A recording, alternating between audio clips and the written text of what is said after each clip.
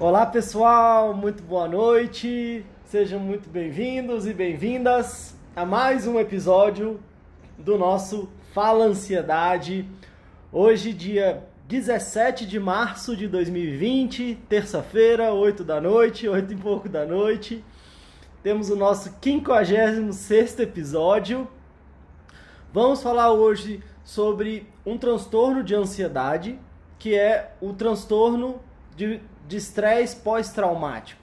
É uma boa oportunidade, claro, para a gente trazer mais um transtorno de ansiedade, né? A gente já tem aqui na nossa lista alguns. Eu falei sobre o TAG, né, que é a ansiedade generalizada, sobre o TOC, o transtorno de obsessivo compulsivo, falamos sobre crise de ansiedade, enfim, estamos falando sobre vários temas, claro, sempre relacionados à ansiedade, e hoje é mais um. E eu quero não só falar sobre o transtorno de estresse pós-traumático, mas de uma forma geral também falar sobre essa questão dos traumas, o que isso tem a ver com a nossa ansiedade, o que a gente pode trabalhar em relação a isso. Então acho que é um tema bem pertinente.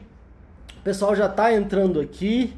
Então, se você está me vendo bem, está me ouvindo bem, de repente pode me dar um oi, um ok. Deixa eu ajustar aqui, legal, e deixa eu já colocar também o tema da nossa live fixado aqui no Instagram. Bom, quero dar muito boa noite a vocês. Estamos aí num momento desafiador, né? Talvez até um momento de uma certa crise geral, mundial, com a questão do coronavírus. Desejo muita saúde, muita força, muito equilíbrio para todo mundo. É claro que é um momento que a gente tem que sim tomar algumas precauções.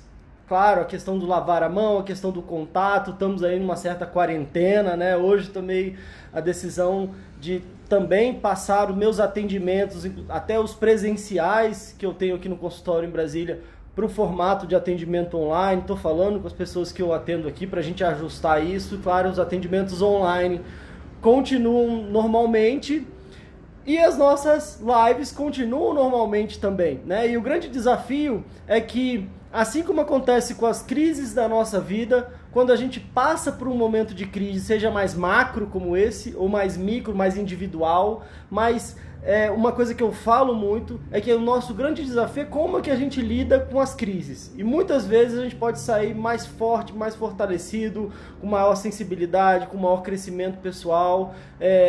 A gente pode tirar vários ganhos de momentos como esse, né? Assim como a gente percebe historicamente também, ao passar por momentos de diferentes crises, quanto crescimento a gente teve. É claro que tem dificuldades, às vezes tem sofrimentos, às vezes muitas situações complicadas, às vezes perdas, às vezes muitas dores, mas o grande desafio é como a gente lida com elas para que a gente saia melhor, para que a gente saia mais forte. Então é isso que eu desejo para todos vocês. Tô vindo aqui correndo, até quero falar, acabei de olhar aqui na câmera, tô com a blusa meio suada, tô suado, tava aqui dando um banho na minha filha, tomei banho e vim correndo aqui para nossa live, para o nosso compromisso. Então, espero que esteja todo mundo bem e conto com a participação de vocês. Eu quero falar, tem algumas coisas importantes para a gente falar sobre essa questão do transtorno de estresse pós-traumático.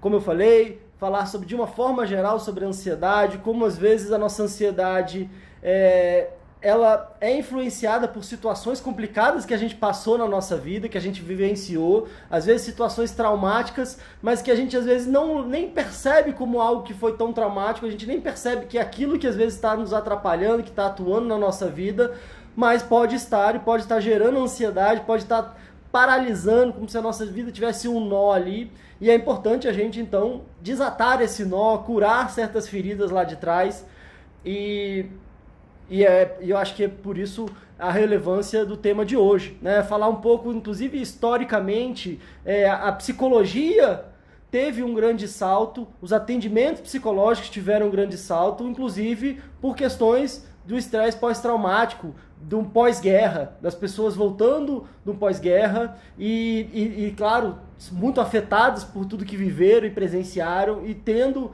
sintomas muito complicados também, e aí teve todo um avanço no atendimento, inclusive no atendimento, no acompanhamento psicológico por conta disso, né? Então tá aí mais um ganho, digamos assim, a partir de situações tão difíceis e complicadas como uma situação de guerra, por exemplo, né?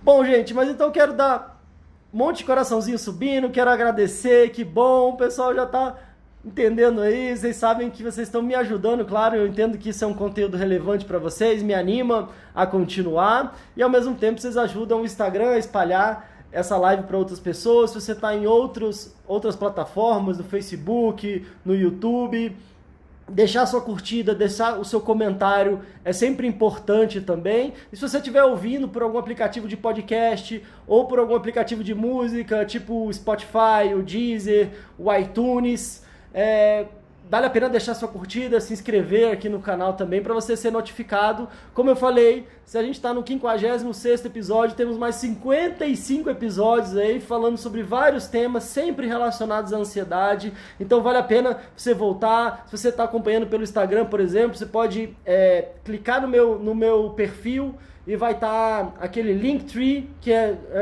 você clica lá e vai aparecer diferentes links. Tem um link do YouTube, tem um link do Spotify, tem um link dessas plataformas, onde você pode acessar. E a gente tem essa biblioteca de conteúdos. Tem mais de um ano com o programa no ar e que é sempre uma felicidade, é sempre muito bacana estar aqui com vocês. Eu quero dar uma passada rápida aqui, dando um boa noite geral, para a gente começar e entrar direto no nosso tema. Se você quiser falar de repente o seu nome, eu vou tentando decifrar o nome aqui que eu vou lendo, mas se você quiser falar o seu nome, o estado ou a cidade de onde você está falando, é legal também para a gente ir aqui se conectando.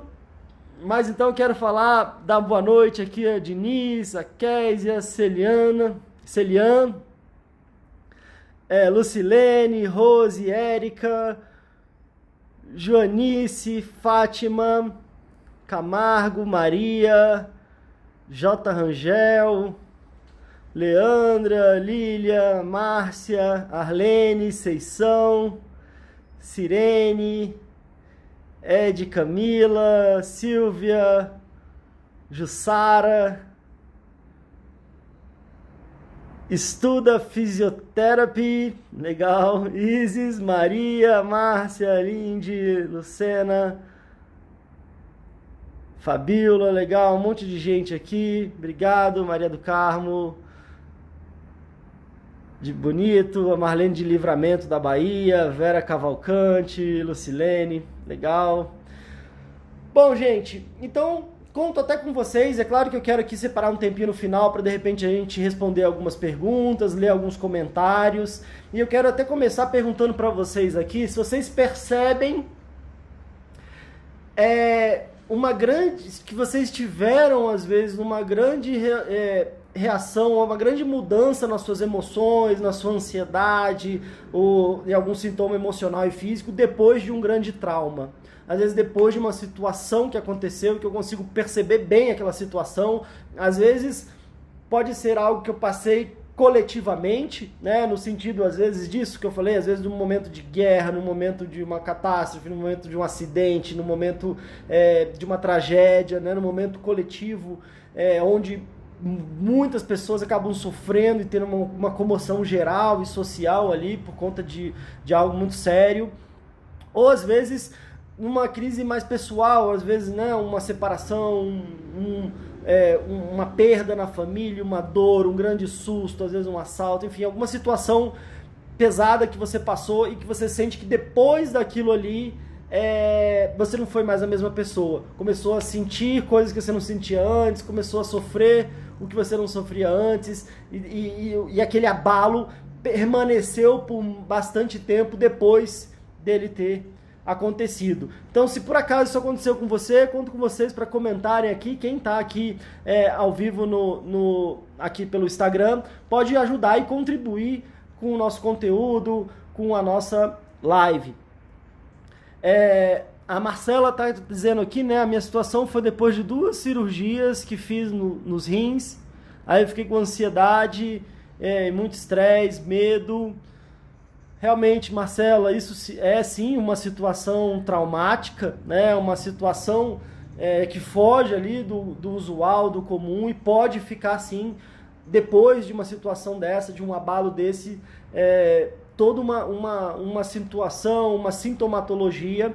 E como eu disse, eu quero descrever um pouco, como a gente faz sempre aqui, né? Não de uma forma teórica, não de uma forma muito formal, é sempre a ideia da gente trazer, falando da forma mais simples possível, como se a gente estivesse batendo um papo aqui, mas descrevendo e falando sobre questões importantes e significativas relacionadas à questão da ansiedade, né? E esse é um ponto que a gente faz muito quando nos cursos, nos desafios, nos atendimentos individuais, né? Sempre a gente buscar uma origem, buscar uma causa ou causas, e é isso que eu quero falar, né? Às vezes a gente tem sim o transtorno de estresse pós-traumático, que ele se classifica justamente, como o nome já diz, por após uma situação de um grande trauma, após uma situação de um grande abalo, tem todo um quadro de ansiedade, de estresse, de sintomas físicos e emocionais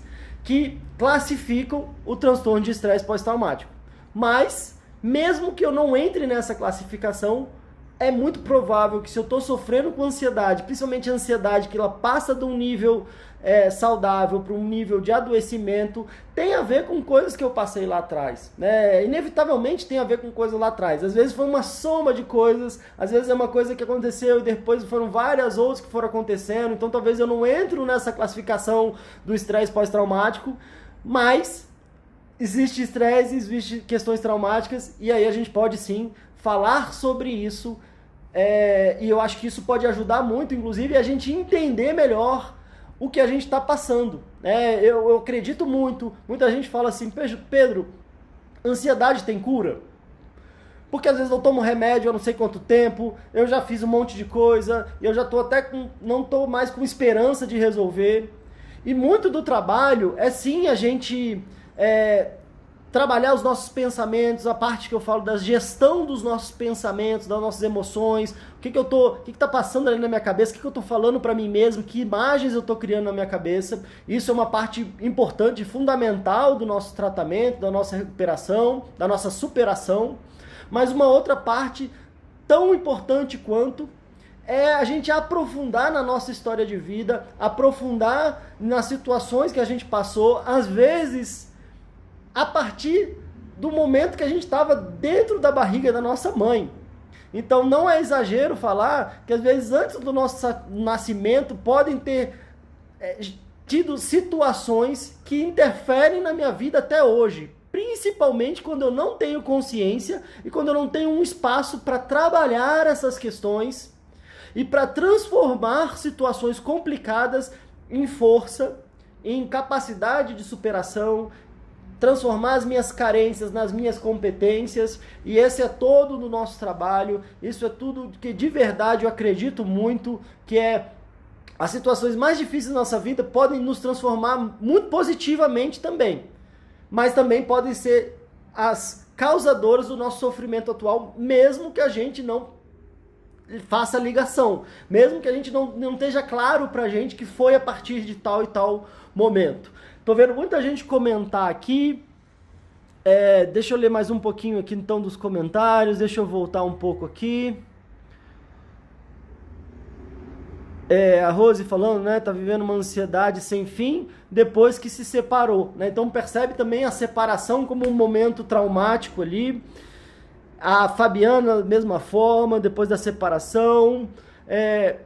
A Ana Ila, né? Eu acho que é Ana Ila, depois que perdi minha mãe e meu irmão, né? Então também depois de uma situação de perda, e às vezes acontece isso, né? De perdas seguidas, né? São às vezes leva uma pancada, de repente eu levo outra pancada e aí eu percebo que às vezes parece que eu não sou mais a mesma pessoa e começo a ter vários sintomas físicos e emocionais, né? A partir de momentos de perda. A Marli falando aqui, né, que tem insônia, quando tem alguma coisa importante para resolver. A Luciana falando aqui, né, que a minha foi depois de uma questão de um abuso sexual. Claro que também um abuso sexual é uma situação traumática, dolorosa, difícil, né? E aí, com certeza, também pode sim ter um movimento, né, um adoecimento emocional a partir de uma situação pesada, difícil como essa. A Fran falando aqui, a Franciane, né, falando também depois da separação. A Daniele, né, falando que também está carregando uma carga emocional grande depois que aplicou todo o dinheiro e dedicação num negócio que não deu certo, né? Então também, né, quer dizer, todo um movimento que você teve uma dedicação e aí um abalo daquilo não ter dado certo, e aí parece que também é aquele momento, a partir daquele momento difícil e pesado, que às vezes eu sinto todo aquele abalo, né?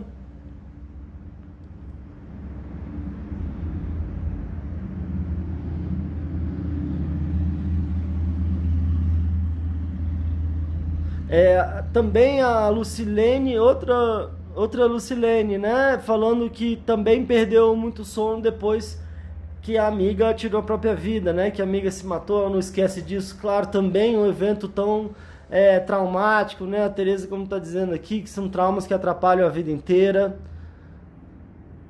O pessoal comentando aqui os sintomas também, ansiedade com frequência, as dificuldades que são, né?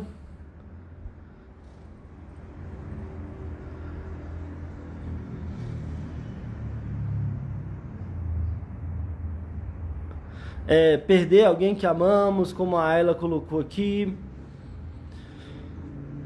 Bom, gente, então a gente já pegou aqui, né? Agradeço muito a participação de vocês. De verdade, meus sentimentos em relação às perdas de pessoas queridas, perdas de situações, separações, situações complicadas. Como eu disse, acho que vocês trouxeram diferentes exemplos do que a gente está dizendo aqui, né, de como que às vezes depois de uma situação que a gente não esperava, que a gente não imaginava, que claro, a gente não escolheu, e às vezes diante de um forte abalo emocional, como que aquilo às vezes continua atuando na nossa vida. Então quero trazer, primeiro, agradecer a partilha de vocês, a Lília falando aqui, né, que perdeu a mãe quando tinha 2 anos de idade. Lília, isso pode sim também ter um forte impacto ao longo da vida. Agora, eu quero falar para vocês algo muito importante também. Essas situações que, claro, foram muito traumáticas, foram muito dolorosas, que parecem, mesmo depois de muitos anos, estarem muito vivas até hoje. A notícia boa que eu quero trazer para vocês é que é sempre possível uma superação. Eu não estou dizendo que é fácil, eu não estou dizendo que é imediata, eu não estou dizendo que é a partir de uma pílula mágica que a gente toma e tudo se resolve. Eu tenho certeza que vocês já sabem que não é assim. Mas às vezes parece tão doloroso, parece tão complicado que não existe saída. Parece que eu vou ser fadado a sofrer por aquela situação a minha vida toda. E aí essa é a boa notícia que eu quero trazer para vocês. Existe sim sempre um caminho da superação, existe sempre um caminho de eu conseguir dar a volta por cima. E quando a gente fala de situações tão difíceis e complicadas como essas que vocês estão aqui descrevendo, e eu honro muito e agradeço muito a confiança de vocês estarem partilhando, e posso dizer que o que vocês estão trazendo aqui podem estar ajudando milhares de outras pessoas que, claro, de alguma forma ou em algum momento vão ter contato aqui com esse conteúdo. Então quero honrar demais e agradecer demais aqui a partilha de vocês e ao mesmo tempo trazer isso, que a superação ela não vem através do esquecimento, do fingir que não aconteceu, de querer botar uma pedra em cima. Às vezes essa é a nossa reação natural. Eu vou trancar isso dentro do meu coração, deixar dentro trancado, eu vou cavar um buraco e vou botar lá dentro e vou botar uma pedra em cima, ou eu vou botar para debaixo do tapete e deixar aquele tapete em cima. Essa é uma reação natural e claro que intuitiva até, que a gente pode ter por uma situação difícil e complicada que nos trouxe dor. Mas o grande desafio é que, como eu digo, se essas coisas ficassem quietinhas lá, trancadas, ou debaixo da pedra, ou debaixo do tapete, ou às vezes esquecidas, se elas ficassem quietas lá, naturalmente eu acho que sim, seria talvez a melhor forma de lidar com elas. Mas a grande questão é que, enquanto a gente não trabalha isso, ela fica como se ficasse ruminando, como se ficasse voltando, como se, às vezes, mesmo sem eu ter consciência que aquela situação complicada lá que eu passei, às vezes eu tenho dificuldades. Muitos de vocês aqui trouxeram, né, a grande crise depois de uma separação. E o que pode acontecer, às vezes, depois de uma separação? Às vezes eu tenho dificuldade na minha autoestima, que é algo que acontece muito quando um relacionamento não está indo bem. Às vezes a primeira área a ser afetada é a minha autoestima, a minha relação comigo mesmo. Depois, às vezes, eu tenho uma grande dificuldade de confiança. Às vezes acabo me fechando para novas possibilidades, de novos encontros, de novos relacionamentos. Eu fico, às vezes, acreditando que todo mundo vai, de repente, me fazer sofrer como eu acho que a outra pessoa me fez sofrer, né? Então, às vezes, minha vida fica paralisada. Um lado de mim quer e sente a vontade de me relacionar, mas uma outra parte freia e tem muito medo, né? E às vezes eu nem tenho consciência disso. Às vezes eu penso racionalmente na parte que quer e eu não percebo que tem toda uma outra metade de mim me travando, me sabotando. E por isso a importância da gente estar conversando sobre isso, da gente ter um espaço de confiança, de acolhimento, de não julgamento, mas um espaço de rever a minha vida. Tem uma frase de uma terapeuta que eu gosto muito, uma terapeuta inglesa, Marisa Peer, que ela fala que às vezes é importante a gente rever a nossa vida para não revivê-la. Enquanto a gente não rever, a gente fica fadado a reviver. Como é isso? Se eu não consigo olhar para trás, se eu não consigo de alguma forma passar a limpo e aí desatar esses nós na minha vida e curar certas feridas lá de trás, e aí eu quero ter essa sensação de superei, só que sem superar, eu reprimi, né? A gente tem um episódio do nosso Fala Ansiedade só falando sobre a diferença do reprimir e superar. Vale a pena vocês assistirem, foi uma das primeiras, mas que às vezes a gente fala como se a gente... Não, isso eu já superei. Mas o que eu fiz? Eu só reprimi. Eu tranquei. Botei uma pedra em cima, e aí aquilo ali fica lá, ruminando, fermentando. E o grande ponto é que, como eu disse, a forma da gente superar de verdade é justamente quando a gente consegue rever a nossa vida. Claro que não em qualquer lugar, não em qualquer ambiente, nem com qualquer pessoa, mas talvez, no ideal, com um profissional capacitado para me ajudar nesse processo, para que eu consiga rever, ou seja, ver as coisas, voltar, desatar esses nós, para que eu não preciso reviver. Porque esse é o grande desafio. Sem que eu perceba, eu fico revivendo aquelas situações difíceis. Às vezes eu vivi uma situação de rejeição, uma situação que foi sentida para mim como um abandono. Eu não lembro quem comentou aqui, né, que trouxe que teve uma perda da mãe com 2 anos de idade. E o que acontece? 2 anos de idade, a gente ainda está num momento muito sensório-motor, né? A criança está absorvendo as coisas, está muito mais conectada com a emoção do que, claro, ainda alguma razão, ou até antes da fala. E às vezes uma perda, uma separação, às vezes um falecimento, pode ser sentido como um abandono. Então é algo muito importante da gente conversar aqui, até o que é que a gente sente, uma coisa é o fato, e outra coisa é como a gente se sente diante daquele fato. Às vezes uma perda pode ser sentida. Isso, Lília, obrigado aqui por ter trazido você mesma, né? E essa situação pode sendo sentida como um abandono, mesmo que, claro, diante de uma perda, diante de um falecimento, né, diante de algo que, não foi possível, infelizmente, ser diferente, mas isso pode ser sentido como um abandono, ser sentido como uma rejeição. E aí, talvez eu carrego isso mesmo muito lá atrás. Às vezes, até como eu disse, às vezes até com situações que eu estava ainda na barriga da minha mãe, mas absorvendo e conectado com as emoções, e situações talvez que ela viveu, situações às vezes de violência, de dúvidas, de dificuldades, que às vezes, de também numa rejeição, às vezes ainda na barriga. Isso pode soar um papo meio maluco, mas tem casos e casos que a gente percebe isso, pessoas que às vezes conseguem voltar até esse momento de perceber esse clima, de ouvir às vezes os pais falarem. Mas voltando aqui ao tema, e aí é como se eu tivesse sentido isso como uma grande rejeição, como um grande abandono.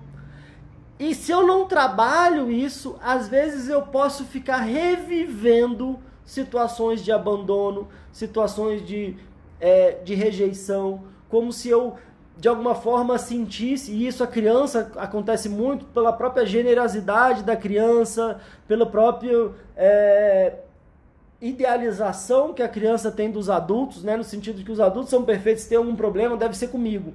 Então a criança fala, bom, se eu me senti rejeitada é porque eu era uma criança que não merecia acolhimento, não merecia amor, que merecia rejeição, ou que merecia crítica, que merecia abandono. E aí, sem eu perceber, eu vou, ao longo da minha vida, revivendo esse mesmo sentimento doloroso. Às vezes parece que eu me conecto com pessoas que, de repente, uma hora ou outra, acabam também me rejeitando, me abandonando. Ou parece que às vezes isso está tão à flor da pele em mim, que às vezes de repente uma pessoa passa e não me vê e não me cumprimenta, eu já acho que ela está me rejeitando, que ela tá que vai me abandonar. Às vezes eu tenho um ciúmes, uma possessividade muito grande nos relacionamentos, porque eu tenho a sensação de que a qualquer momento aquela pessoa vai ver que talvez eu não seja bom o suficiente e vai me abandonar e vai me rejeitar. E às vezes esse desespero e essa dor tem a ver com situação difícil e traumática que eu passei lá de trás. E aí, como eu disse, não perceber e não trabalhar isso faz com que, de alguma forma, talvez eu fique aí reproduzindo e revivendo essas situações. Então, como eu disse nessa frase, a importância da gente rever a nossa história para que a gente não fique fadado a revivê-la. E isso acontece na nossa história íntima, individual, às vezes acontece na nossa história familiar. A gente vai vendo como a gente vai reproduzindo padrões ao longo da nossa família. E isso acontece também como sociedade. É só a gente, às vezes, né, quer dizer, quando a gente não vai acompanhando a nossa história, vendo situações que aconteceram lá atrás, às vezes a gente fica fadado a reviver conflitos e dificuldades pelo fato, talvez, da gente não estar consciente daquilo que a gente viveu como sociedade, como um povo, né, como na nossa cultura. Tá aí a importância da gente, talvez, conhecer melhor a nossa história, de uma forma geral, como sociedade, como povo, como nação, como seres humanos, e também como indivíduos, no sentido da nossa história, do que a gente viveu. Fábio está perguntando aqui, né? Você acha que as terapias online é uma boa hoje em dia, ainda mais com essa epidemia? Fábio, com certeza, como eu disse, eu inclusive tomei a decisão hoje e estou falando com as pessoas que eu atendo, que até os atendimentos que eu tenho no consultório aqui em Brasília, até segunda ordem, digamos assim, até esse mês, eu vou, no máximo que eu der conta de falar com o pessoal, porque a gente vai transferir para atendimento online. Tô com uma filhinha pequena aqui, tenho uma filha de 6 anos, que não mora aqui, mora em Porto Alegre, mas minha filha pequenininha aqui, tá com 1 mês e meio, praticamente, 1 mês e pouquinho. Então, quero me salvaguardar, e é sempre, sim, muito positivo e muito possível da gente fazer esse trabalho online. A Luísa está dizendo aqui, né, sim, Fábio, experiência própria. Legal, Luísa. Claro que eu, como psicólogo, a gente tem toda uma questão de sigilo profissional, mas a Luísa está dizendo aqui que teve uma experiência própria e que pelo que ela está dizendo, foi positiva, né? E é de verdade muito positiva, no sentido de que parece que a gente está no mesmo ambiente. Eu atendo pessoas, às vezes, aqui do Brasil, às vezes pessoas fora do Brasil, e parece que a gente está no mesmo ambiente, parece que a gente está no mesmo consultório, parece que a gente está mesmo numa conexão de sentir, de conversar, de trazer uma emoção, de acompanhar essa emoção, e é algo muito legal de se experienciar. Claro que quando a gente estabelece um bom vínculo, quando a gente encontra um profissional que a gente consegue ter uma afinidade, eu acho que pode ser muito bacana sim, Fábio. Obrigado até pela sua pergunta, e é uma coisa que eu estou, inclusive, pensando aqui, né? Às vezes eu sei que tem muita gente de quarentena, muita gente sem trabalhar, sem poder trabalhar, às vezes tem que ficar em casa, com os filhos em casa. Eu quero ver se de repente a gente não faz alguma coisa nesse momento desafiador, que, como eu disse, pode ser também um momento de grande crescimento, de grande superação e de grande aprendizado depois do que fica a partir de uma crise, a partir de uma situação dolorosa e difícil.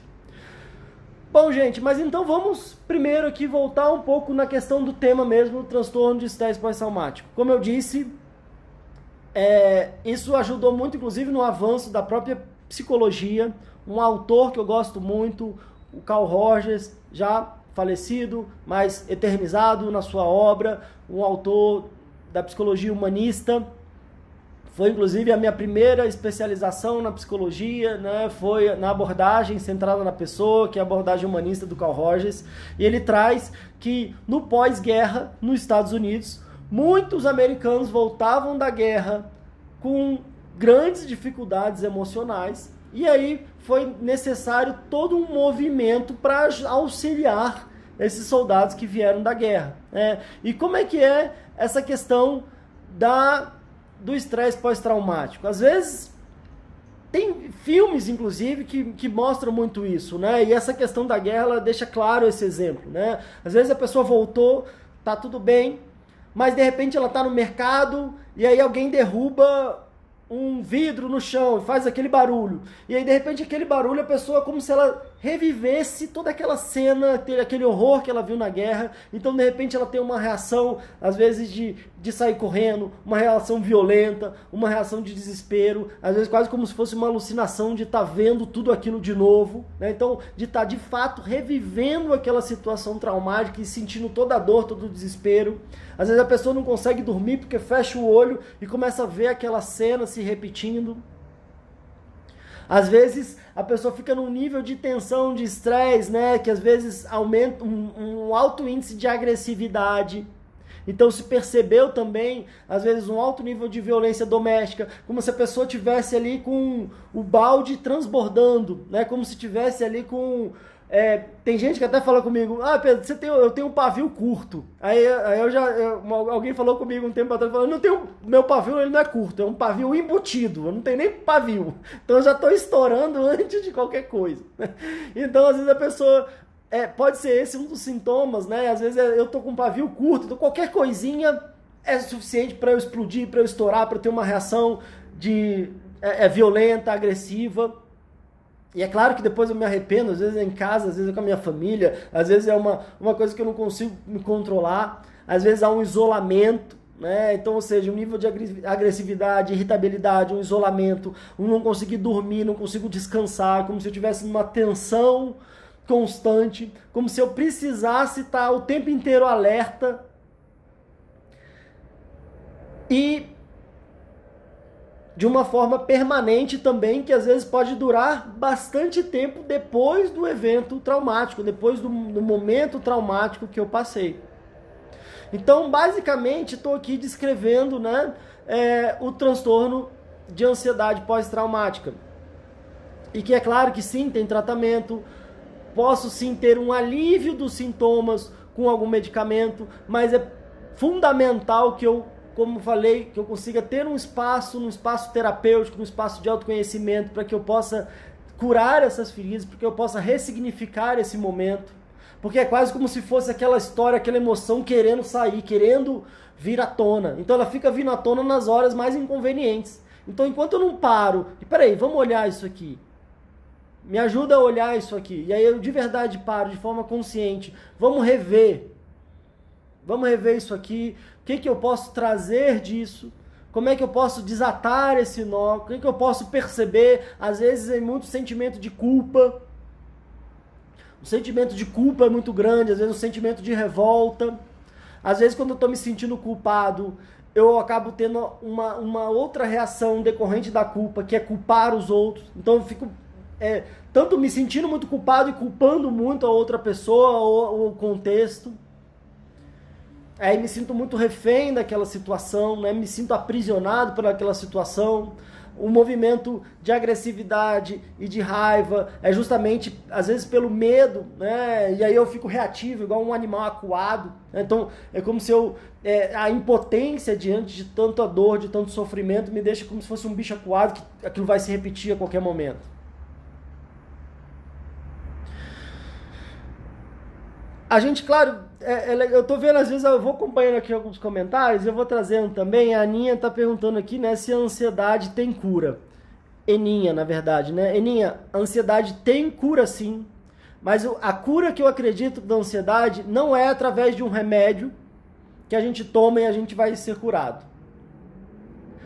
A cura que a gente encontra, eu vejo como um processo de autocura, é quando a gente de fato vai e trabalha a raiz das questões, as causas das questões, as causas emocionais.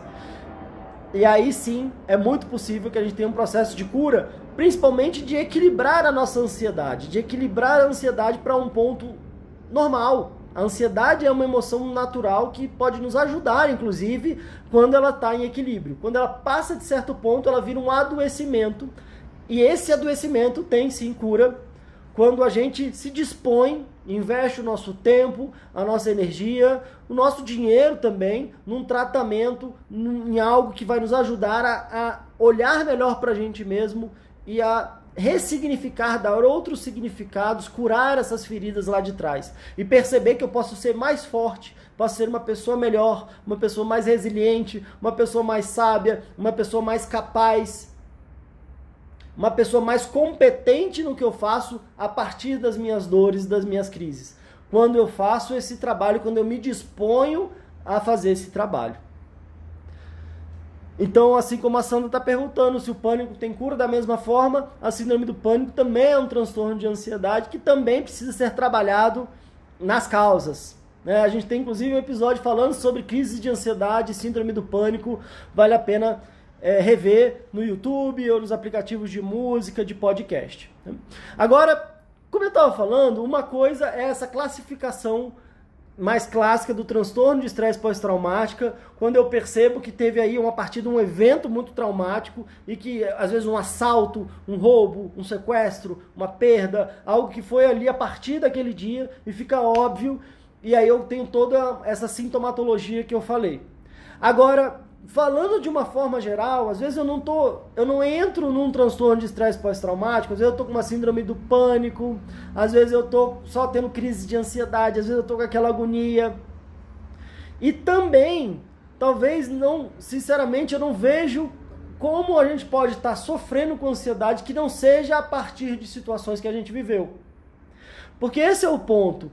Às vezes é como se a gente tivesse passado por uma situação lá de trás, que mesmo assim a gente passou e não foi óbvio, não foi a partir dela que eu comecei a reviver tudo isso, mas foi por uma sequência de situações que não deixam de ser traumáticas, mas que não ficam de uma forma tão óbvia. Então, às vezes, de repente, eu já vivi uma situação desafiadora na minha família, em casa, eu já não me sentia tão seguro ou segura, acolhida ou amada como eu acho, ou amado como eu acho que eu deveria. Então, é como se já tivesse ficado uma certa pancada ali. E aí, de repente, eu vou para a escola, já não tão seguro ou segura. E aí, de repente, na escola, às vezes eu acabo sendo vítima de algum certo de bullying. Ou, às vezes, eu fico muito retraído ou retraída, fico muito quietinho. E aí, às vezes, isso também se manifesta com uma dificuldade de relacionamento. Aí, de repente, às vezes, eu vou passando a minha vida. E aí, eu vou tendo dificuldades na minha vida adulta. E aí, quando a gente vai olhar, poxa, parece que não, minha vida é boa, eu tenho meu trabalho, eu tenho meu relacionamento, às vezes eu não tenho, mas aparentemente eu não tenho grandes motivos para estar sofrendo tanto, mas eu estou sofrendo tanto. Às vezes com sintomas ansiosos, às vezes com sintomas depressivos. Quantas pessoas chegam para falar comigo, poxa Pedro, parece que eu tenho uma vida, minha vida é muito boa, não tenho motivo para estar sofrendo. E aí, o primeiro grande passo é se permitir olhar mais profundamente para si mesmo, mais profundamente para a sua história, porque eu posso te dizer que questões emocionais, como ansiedade, depressão, não são pegas no ar, no toque, no abraço, como um coronavírus, por exemplo. É algo que é desenvolvido ao longo da nossa vida. E às vezes não de forma tão pontual como o estresse pós-traumático, que é uma pancada só que eu levo, mas com situações que vão se somando ao longo da vida. Muita gente, e aí se vocês estão vivendo e tendo crise de ansiedade, provavelmente vocês vão concordar comigo que antes eu não sentia nesse nível, não era tão doloroso, não era tão paralisante, não era tão sofrido, mas eu tinha sim uma certa ansiedade, tinha uma dificuldade na hora de apresentar um trabalho, às vezes era mais tímido, às vezes era mais isso, eu tinha aquela coisa, mas não era tão ruim, mas agora eu não estou aguentando mais. Ou seja, eu fui engolindo, eu fui empurrando, e até a hora que o negócio estourou. Quase como se o nosso corpo, o nosso organismo tivesse nos avisando que alguma coisa precisa ser trabalhada, alguma coisa precisa ser tratada, alguma coisa precisa ser transformada na minha vida. E essa dor, esse sofrimento e esses sintomas é a forma do nosso organismo avisar. A gente já falou aqui sobre isso, né? Sobre a questão da importância da gente entender a dor como tendo um caráter de comunicação. A dor, ela tá me avisando. Se eu tô com a mão no fogo, eu tenho dor para eu tirar a mão, né? Se eu não tenho dor, às vezes eu vou queimando, daqui a pouco eu perco meus dedos aí no fogo, de repente eu tenho, né, uma infecção, um problema mais sério. Então a dor, ela pode ser muito importante, mas não pra gente ficar sofrendo a vida inteira. Não para que a gente fique, então eu tô com a mão no fogo, vou tomar um remédio para não sentir a dor aqui do meu fogo, mas eu vou continuar com a mão no fogo. E aí posso ter um alívio, imagina, se eu tomo uma anestesia, eu não vou sentir. Mas aí o meu dedo vai derreter no fogo. Então, é importante a gente trabalhar nessa ideia, até de uma ideia de medicalização, não no sentido de eu simplesmente não sentir nada, e não resolver o que precisa ser resolvido, e não trabalhar o que precisa ser trabalhado. Eu posso sim até ter um aliado para ter um alívio dos sintomas, para que eu tenha, às vezes, uma força suficiente de ir lá e resolver. Olha, professor Bastos aqui, esse olhar é importante, muito bom, grande honra, professor João Bastos, tá aqui na live, que gratidão. O João Bastos foi um dos meus formadores na formação de constelação familiar que eu fiz no ano passado, psicólogo também. Uma honra tê-lo aqui, professor. Indico com certeza a formação deles de constelação familiar lá em Maceió, Alagoas. Eu ainda não desisti, quero muito, talvez até conseguir fazer a minha reciclagem com vocês agora em maio. A gente tem até que conversar sobre isso, né? Super indico e agradeço e fico muito honrado com a sua participação aqui, professor. Se eu estiver falando alguma besteira, por favor, me corrija. Bom, gente, mas então esse talvez seja o desafio, né? Então, assim como se a gente talvez não tenha nessa classificação do estresse pós-traumático, é um elemento muito importante da gente conversar, justamente para a gente perceber que às vezes o problema pode ser a solução. A dor pode ser o início de uma grande transformação. Olha, a professora Sônia, que também foi uma das formadoras, grande abraço para vocês. Muito obrigado mesmo. Por exemplo, a constelação familiar traz um olhar muito especial para situações que a gente vive, que a gente revive, que a gente traz às vezes de padrões da nossa cultura familiar, de questões que a gente acaba reproduzindo de outros membros, de pessoas que viveram com a gente, de pessoas que de alguma forma foram às vezes excluídas da nossa família e de repente a gente acaba trazendo toda aquela carga também. E às vezes ter um olhar com uma profundidade no nível sistêmico, no sentido da gente perceber que às vezes aquilo que eu estou sentindo faz parte às vezes de algo maior e mais complexo, né? A gente está dizendo que às vezes tem um evento traumático e aí aquela causa ali é uma causa assim, eu estou sofrendo isso porque eu tive aquilo, né? Eu tive uma separação, eu tive uma perda, ou às vezes eu vivi um momento de um grande trauma. Só que na nossa vida, nada é tão linear assim. Porque o que acontece? Muitas pessoas que vieram no pós-guerra tiveram todos esses sintomas que eu descrevi, mas outras pessoas não tiveram. Pessoas, às vezes, tiveram grandes perdas, mas que não tiveram todo esse sintoma. Por que às vezes alguns têm e outros não têm? Por que alguns pegam alguma coisa e outros não pegam? Por que às vezes certa situação me abala tanto e para outra pessoa aquilo é natural? E para outra pessoa que de repente aquilo ali quase que passou batido? E aí, às vezes, tem a ver com toda uma complexidade de coisas que eu vivi, toda uma complexidade de situações que foram acontecendo antes delas. Como diz também o professor Adalberto Barreto, criador da terapia comunitária, ele diz que às vezes a primeira pedrada, ela racha, mas não quebra. Né? Então, ou seja, às vezes eu tive uma primeira pedrada lá atrás da minha história de vida que como se tivesse ficado rachado ali. Aí às vezes acontece uma outra situação na minha vida, ou às vezes até eu sem perceber me coloco numa outra situação, num outro contexto, e aí parece que aquela vem outra pedrada na onde estava rachado. E aí é ali onde parece que meio que me quebra. E às vezes me quebra porque de repente eu tinha já uma rachadura ali. E o grande desafio nessa complexidade da gente olhar para a gente mesmo é justamente a gente ir percebendo essas situações, trabalhando essas situações lá de trás.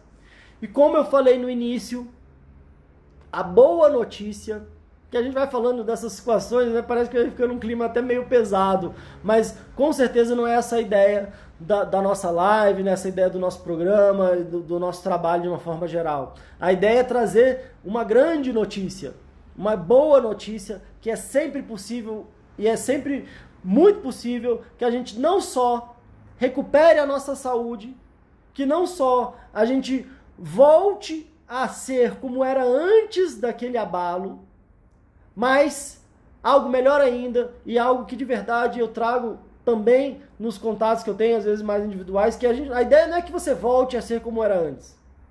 Porque se você só voltar a ser como era antes, é uma questão de tempo para que tudo aconteça de novo. Mas a ideia é que você dê um salto de qualidade na sua vida. Não só volte como era antes, mas se torne ainda melhor, ainda mais forte, ainda mais capaz, ainda mais seguro ou segura, ainda mais sensível,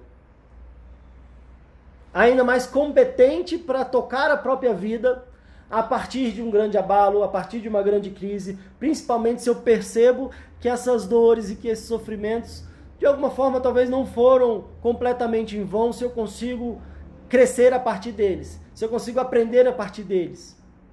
E aí eu posso dar alguns exemplos para vocês aqui. A gente já falou da história da pérola, né? Da ostra, que a ostra que não foi ferida não produz pérolas, né? Que às vezes é um grãozinho de areia que entra ali na pérola, que vai ferindo a pérola e ela vai...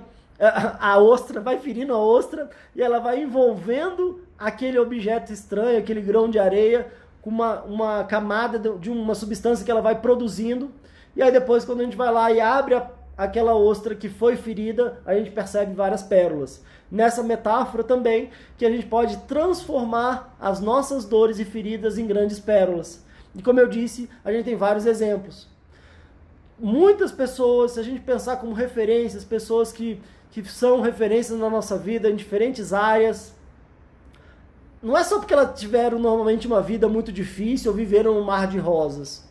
Normalmente elas não desenvolveram toda aquela competência, aquela sensibilidade, aquela força a partir de uma vida sem dificuldades, a partir de uma vida sem crise, sem dores, sem feridas.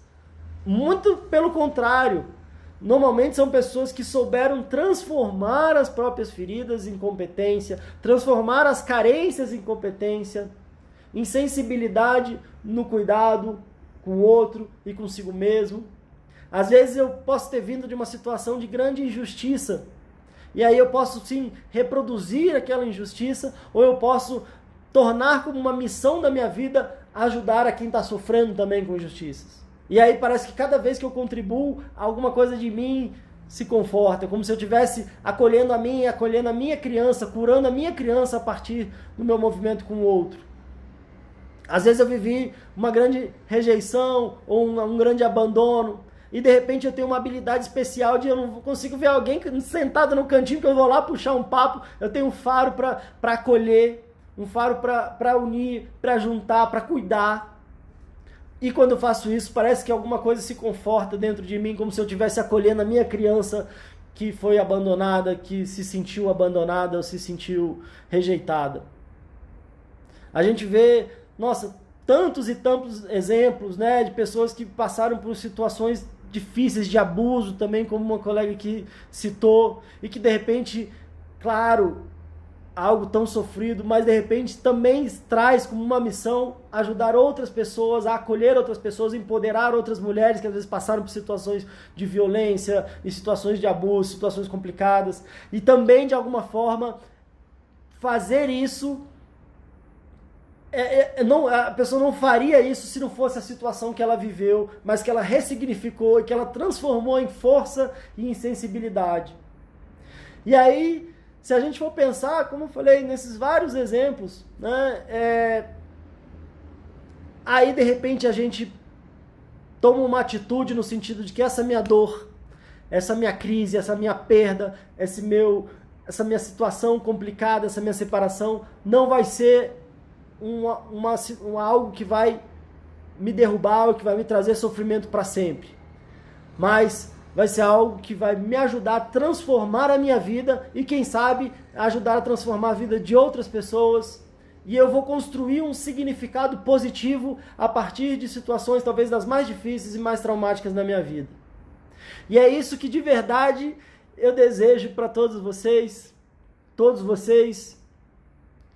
Como eu disse, quero agradecer, quero honrar demais a participação, a confiança, a abertura, e desejo para todos vocês que trouxeram que busquem e que percebam que é muito possível fazer essa transformação interna, que com certeza vai valer a pena.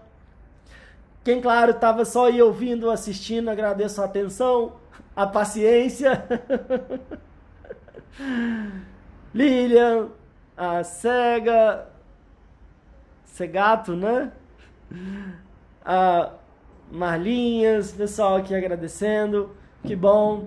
Como eu disse, vamos também usar esse momento com sabedoria, vamos tomar os cuidados cabíveis, mas vamos cuidar das nossas emoções. Uma coisa que eu não estou vendo muito ser falado é a importância da gente se manter bem emocionalmente para que o nosso sistema imunológico funcione da melhor forma possível.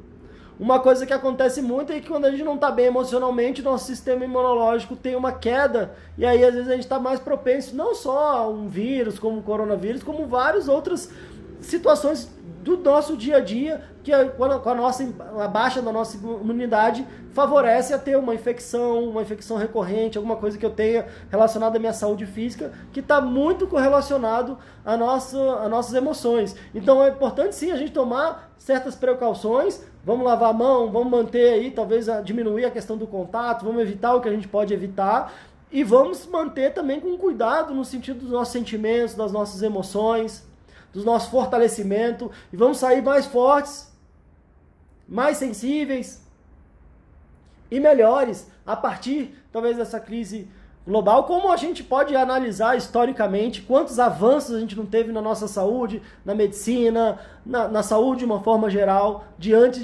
de dificuldades e de crises.